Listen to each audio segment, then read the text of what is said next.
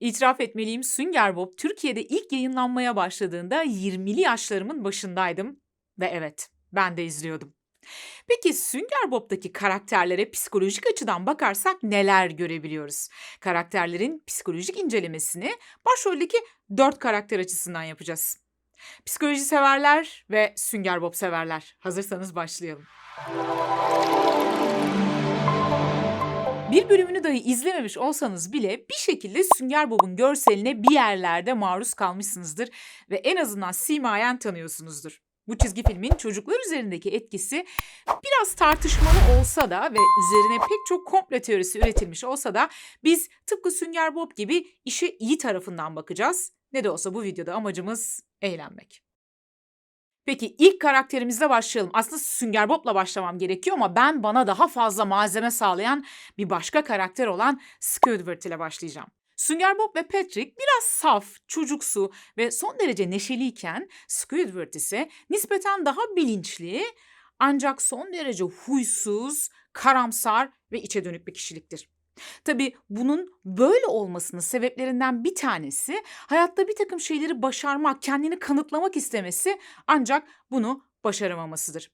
Aslında müzisyen olmak istemektedir. Fakat ona göre yeteneğini kimse görmemiştir ve bu yüzden de sevmediği ve rutin bir işte çalışmak zorunda kalmıştır. Hatta bir bölümde Squidward'ı bir mezarın başında ağlarken ve çiçek bırakırken görüyoruz. Mezarın üzerinde ise yazan şu: burada Squidward'ın umutları ve hayalleri yatmaktadır. Her gün nefret ettiği bir işe söylene söylene gider. Ancak bu işten sıyrılıp kurtulmasını sağlayacak, kendi istediği işi yapmasını sağlayacak kadar da yetenekli değildir. Ya da belki de şanslı değildir. Tanıdık geldi mi? Squidward başarısızlıklarından dolayı çoğunlukla dışsal faktörleri suçlamaktadır. Squidward biraz sen, Squidward biraz ben, Squidward aslında biraz hepimiz. Belki de çoğumuz hayata Sünger Bob gibi neşeli ve iyimser olarak başlıyoruz. Ancak yaşımız ilerledikçe, hayal kırıklıkları yaşamaya başladıkça Squidward'laşmaya başlıyoruz. Belki de bu yüzden Sünger Bob genellikle çocukların en favori kahramanı iken aynı çizgi filmde yer alan Squidward ise yetişkinlerin favori kahramanı. Aslında Squidward içinde bulunduğu durumu sorgulayabilecek ve bir takım rahatsız edici gerçekleri görebilecek kadar bilinçli bir karakter. Kitaplara düşkün, müziğe, sanata düşkün, bu anlamda çizgi film içerisindeki en derinlikli karakter diyebiliriz. Ancak ne yazık ki hayatıyla ilgili şikayet etmek dışında bir şey yapmıyor. Yalnızca mutsuz olmak ve homurdanmakla yetiniyor. Bu da belki birilerini hatırlatmış olabilir size. Squidward'ın bu depresif ve mutsuz halinin bir sebebi de çocukluğundaki sevgi eksikliği olabilir. Zira bir bölümde çocukluğunda babasının ona hiç sarılmadığını öğreniyoruz. Hey Bay Yengeç! Ne? Ne var evlat? Squidward'ın babası ona hiç sarılmamış. Çok üzücü değil mi? Sürekli bir keder ve ızdırap içerisinde yaşaması, mutsuzluğu, sağlıksız beslenmesi, agresifliği, yalnız kalma isteğiyle Squidward depresyonda gibi görünüyor. Ayrıca Squidward'da narsistik kişilik bozukluğunun da bazı belirtilerini görüyoruz.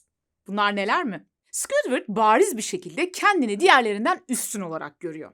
Diğerlerinin cahil olduğunu düşünüyor ve onlarla aşağılayıcı bir tutumla dalga geçiyor. Ayrıca Squidward'ın evinde kendine ait 500'ün üzerinde portresi var ve aslında öyle olmamasına rağmen dünyanın gelmiş geçmiş en iyi klarnetçisi olduğunu düşünüyor. Zaman zaman kendi eksiklikleri ortaya çıktığında bir şekilde suçu cahil olarak nitelendirdiği diğerlerine atarak kendi eksikliklerini örtbas etmeye çalışıyor. Hatırlarsanız narsizmde de diğerlerini aşağılayarak, diğerlerinin üzerine basarak kişi kendi benliğini yüceltmeye çalışıyordu. Yüksek egosu sebebiyle genellikle övülmeyi ve özel davranılmayı bekliyor ve bu olmadığı zaman da huysuzlaşıyor. Squidward her ne kadar dışarıdan böyle ukala, özgüvenli gibi gözükse de içten içe ciddi özgüven problemleri yaşıyor. Squidward her ne kadar geçimsizmiş gibi görünüp yalnızlığı tercih etse de içten içe arkadaşlarını seviyor ve sevilmeyi istiyor. Belki de çocukluğundan beri hasret kaldığı o sarılmayı özlüyor. Peki biz yetişkinler neden Squidward'ı bu kadar çok seviyoruz? Belki de bizi yansıttığı içindir. Evet, gelelim baş kahramanımız Sünger Bob'a. Sünger Bob'un en temel özelliği bence aşırı iyimserliği. Sünger Bob iyimser, hatta fazlasıyla mantıksız derecede toksik düzeyde bir iyimser. İyimserlik iyidir, evet, ama fazlası zararlıdır. Zira bunu Sünger Bob'ta da görüyoruz. Bu aşırı iyimserliği bazen Sünger Bob'a zarar verebiliyor ve kandırılmakla sonuçlanabiliyor. Sünger Bob'un bu iyimserliğinden dolayı kullanılmasını en çok iş yerinde görüyoruz. Sünger Bob'un patronu Bay Yengeç, para için her şeyi yapan cimri bir patrondur. Sünger Bob ise işini çok seviyor ve sürekli çalışıyor ve sürekli ayın elemanı olarak seçilmek istiyor. Onun bu çabasını gören Squidward bir gün onu uyarıyor ve şöyle söylüyor. Ayın elemanı ödülünü Bay Yengeç size ekstra para harcamadan daha çok çalışmanızı sağlamak için veriyor, diyor. Ancak bizim iyimser Sünger Bob'umuz buna kesinlikle inanmıyor ve kendisi çok çalıştığı için bu ödülü kazandığını düşünüyor. Sömürüldüğünden habersiz iyimser Sünger Bob'umuz bir de Squidward'a öneride bulunuyor. Eğer çok çalışırsan bir gün sen de ayın elemanı seçilebilirsin. Öte yandan Sünger Bob hem nazik hem de iyi kalpli bir karakter. Diğerlerine yardım etmeyi seviyor. Hatta bunun uğruna bazen kendini bile tehlikeye atıyor. Bazı günler Sünger Bob uyanıyor ve kendisine şöyle bir hedef belirliyor. Bugün şu kadar sayıda insana iyilik yapacağım. İlginç şekilde bu mutluluk içinde önerdiğimiz tekniklerden biridir ve etkisi bilimsel olarak kanıtlanmıştır. Gerçekten de başkalarına iyilik yapmak sizin de iyi hissetme oranınızı arttırıyor. Belki de SpongeBob'un bu iyimserliğinin ve mutluluğunun neşesinin kaynağı budur. Her ne kadar adeta bir yetişkin gibi tek başına yaşadığı bir evi, düzenli bir işi, düzenli bir hayatı olsa da davranışları bir yetişkinden çok bir çocuğa benzemektedir. Karakterimiz çocuklukla yetişkinlik arası bir yerdedir. Belki de yazar hem çocuklara hem de yetişkinlere hitap edebilmek için bu alanı özellikle bulanık bırakmış olabilir. Sünger Bob kendine güveniyor ve aklına koyduğu şeyi her ne pahasına olursa olsun yapıyor. Hatırlarsanız ilk iş başvurusunda bulunduğunda Bay Yengecin restoranına kimse ona güvenmemişti. Ancak sonrasında o her türlü zorlu görevin üstesinden gelmeyi başarmıştı. Sünger Bob hayal gücü son derece kuvvetli, dışa dönük, sosyal, arkadaş canlısı, arkadaşları için her şeyi yapan bir karakter. Ayrıca hata yaptığında rahatlıkla bunu kabul edip özür dileyebilecek olgunluğa sahip. Sünger Bob'taki hareketlilik, aşırı konuşma, dürtüsellik, kendini durduramama, riskli işlere girme, sonucunu düşünmeden hareket etme, ciddi dikkat ve odaklanma sorunları bize dikkat eksikliği, hiperaktivite bozukluğunu düşündürüyor. Acaba Sünger Bob da mı DHB'li? Her şeyin ötesinde Sünger Bob bize hayatla ilgili aslında 5 tane önemli ders veriyor. Bunlardan birincisi, her yaptığın şeyde iyi bir yön bulmaya çalış. Başına gelenlerde işin iyi yanını görmeyi de ihmal etme. Ancak dozunda kal bunu yaparken, yoksa kandırılırsın ya da başını derde sokarsın. İkinci dersimiz, asla vazgeçme. Kendine inan ve kafana koyduğunu başarana kadar çabalamaya devam et. Üçüncü dersimiz, her zaman nazik ol ve başkalarına iyi davran, iyi yaklaş. İyilik yapmak sana da iyi gelecek.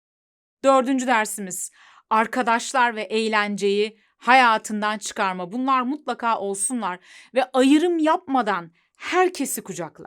Beşinci dersimiz, hatalarını kabul etmekten ve özür dilemekten çekinme. Patrick, Sünger Bob'un en yakın arkadaşı ve o bir deniz yıldızı. Vaktinin büyük bir çoğunluğunu bir kayanın altında uyuyarak geçiriyor. O oldukça tembel, biraz safça, ancak son derece arkadaş canlısı ve sadık bir dost. Patrick'te anlama ve empati zorluğu görüyoruz. Çoğu zaman diğer karakterlerin söylediği şeyleri anlamakta güçlük çekiyor ya da anlasa da bilgiyi oldukça farklı şekilde yorumluyor. Tabii bunun böyle olmasının bir sebebi var. Yani özellikle Deniz Yıldızı karakterinin bu kadar safça çizilmiş olmasının bir sebebi var. Deniz karakterleri beyinsizdir. Yani bildiğimiz anlamda bir beyne sahip değildir, ancak son derece gelişmiş bir sinir sistemleri vardır. Öte yandan Patrick'in tüm bu şapşikliklerine rağmen ara ara çok zeki söylemlerinin olması.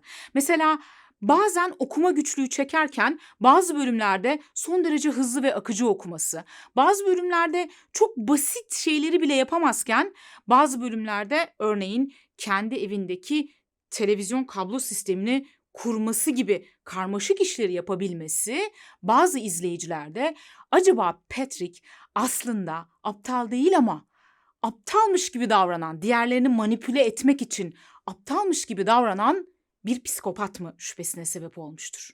Patrick'in bir gün Sünger Bob'la beraber deniz anası avlarken bir uçurumdan kafasının üzerine düşmesi ve ardından da bir dehaya dönüşmesini anlatan Smart Pants isimli bölümden sonra bu şüpheler iyice artmıştır. Ve Bay Yengeç çizgi filmimizin açgözlü, cimri ve kapitalist patronu. Para için her şeyi yapar, onun için her yol mübahtır.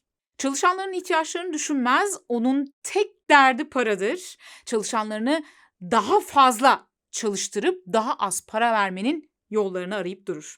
Sünger Bob ile aralarında geçen şu diyalog durumu çok iyi anlatır. Bu dünyayı döndüren paradır evlat, senin şortunu kare tutan da paradır. Ne yazık ki Bay Yengeç bazılarımız için de oldukça tanıdık bir karakter olabilir. Bay Yengeç için biraz makyavelist bir kişilik diyebiliriz. Makyavelizm, kişinin hedeflerine ulaşabilmesi için sömürü ve manipülasyonu kullanmasını içerir. Kısaca amaca doğru giden her yol mübahtır. Aslında Bay Yengeç'in de tam olarak yaptığı budur. Para için her şeyi yapar, her yol mübahtır. Ayrıca para paranoyası ve istifçiliği nedeniyle de biraz takıntılı bir kişilik diyebiliriz. Kişisel gelişim ve psikoloji ile ilgili bu kanalda her hafta 2 tane yepyeni video yüklüyoruz. Eğer bu videolardan haberdar olmak istiyorsanız kanala abone olmayı ve eğer videoyu beğendiyseniz yorum yapmayı ve beğene basmayı unutmayın.